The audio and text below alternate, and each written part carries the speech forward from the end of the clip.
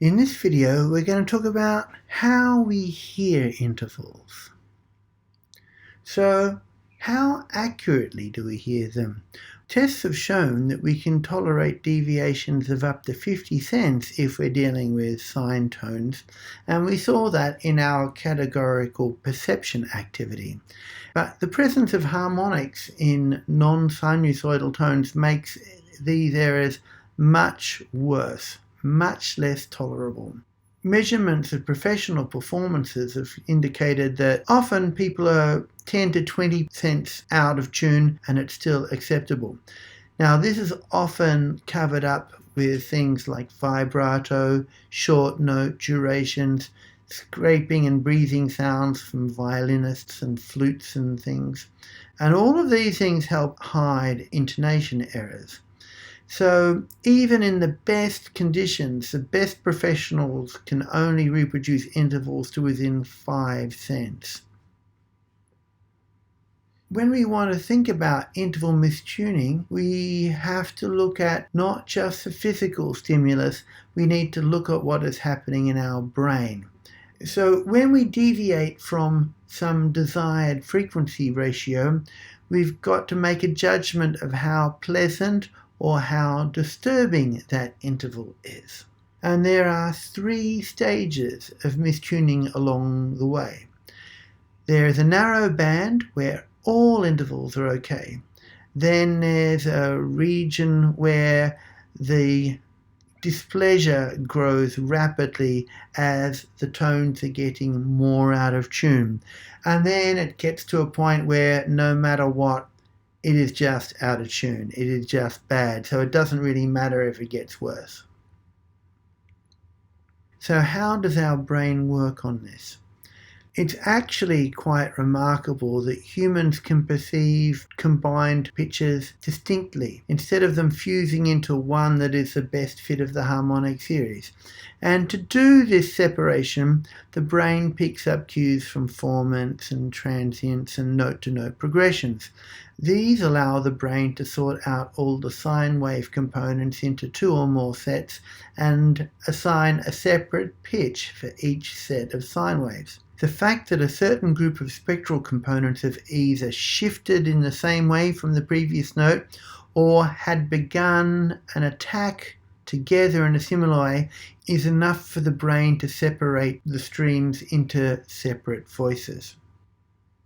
This phenomena is why we have to be aware of things like parallel octaves and parallel fifths when we're talking with particular types of music. So when we're talking about music theory, often we're talking about developing harmonizations which preserve the independence of parts. Now, if we've got parallel octaves and fifths, we can easily get into the situation where the brain can't separate the parts. This is because an octave is the fundamental and the second harmonic, and a perfect fifth is the second and the third harmonic. So the brain can fuse them together. In classical music, this is often important. Other types of music, we deliberately want the parts to fuse, so we use parallel octaves and fifths. Rock music has a lot of this.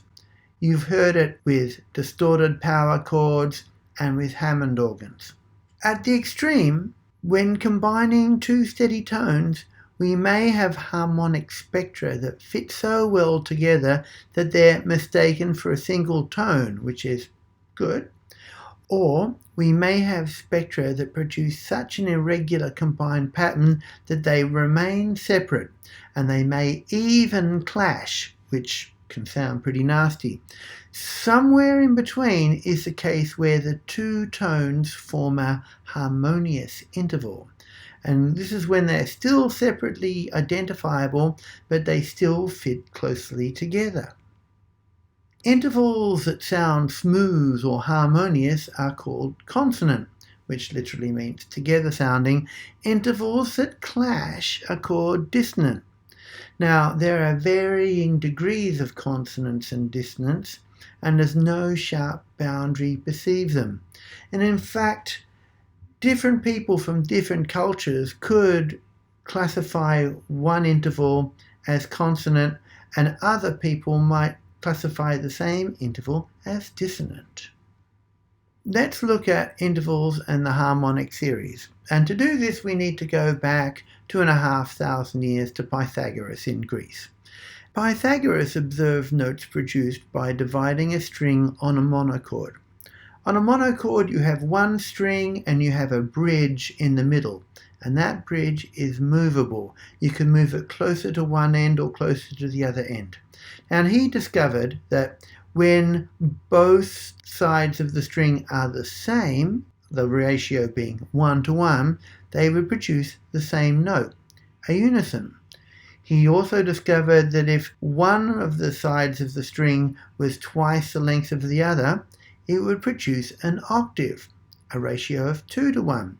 He found that if the lengths had a ratio of 3 to 2, it would produce a perfect fifth.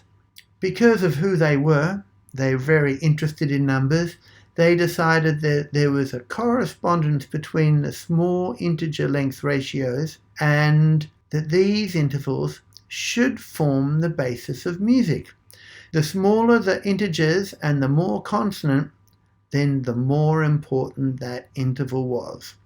We know actually now that this is not really true. We know that it is the consonants and dissonance of these things is only really relevant in steady complex tones.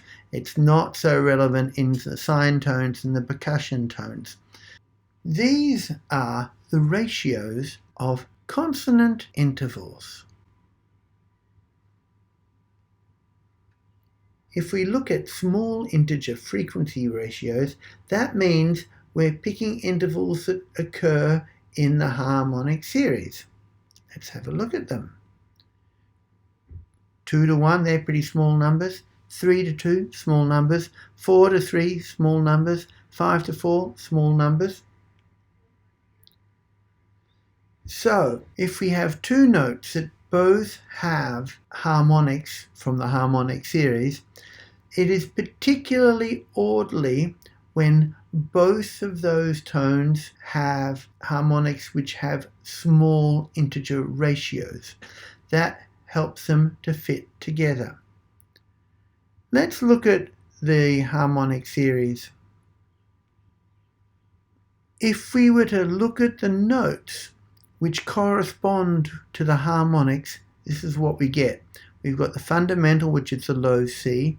We've got the second harmonic, the C above that, the third harmonic, the G above that, the fourth harmonic, the middle C, etc.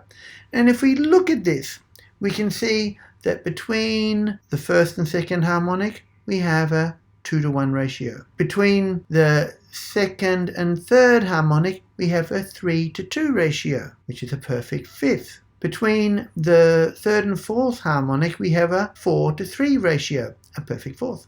Between the fifth and the fourth harmonic, we have a major third, 5 to 4. Between the fifth and the sixth harmonic, we have a minor third, 6 to 3. The seventh harmonic we actually don't use in our tuning. I've written it as a B flat, but it's a very not normal B flat. Between the eighth and the ninth harmonic, though, we have a major second, whose frequency ratio is 9 to 8. So, if you remember back about first order beats, they will give us a criteria to tell us if we've got a properly tuned Pythagorean interval. We call properly tuned intervals just intervals. So when two sine tones have the same frequencies, they don't have beats, which we know, so it sounds smooth. When they go out of tune, when two sine tones are slightly mistuned, we know we get beats. If we've got two sine tones which are almost equal frequencies but not quite, they sound rough. Now, when we're dealing with complex waveforms, we're going to get strong beats when the different harmonics of the different tones are almost but not quite any small integer ratio. This is because the harmonics of one note are almost the same as the harmonics as the other, but not quite. So they're beating against each other. So we get a sound of roughness. Try this activity with the Consonance Dissonance 2019 PD patch. We will start with some approximately in tune intervals and then tune them by ear to minimize the beats to work out what the just intervals would be.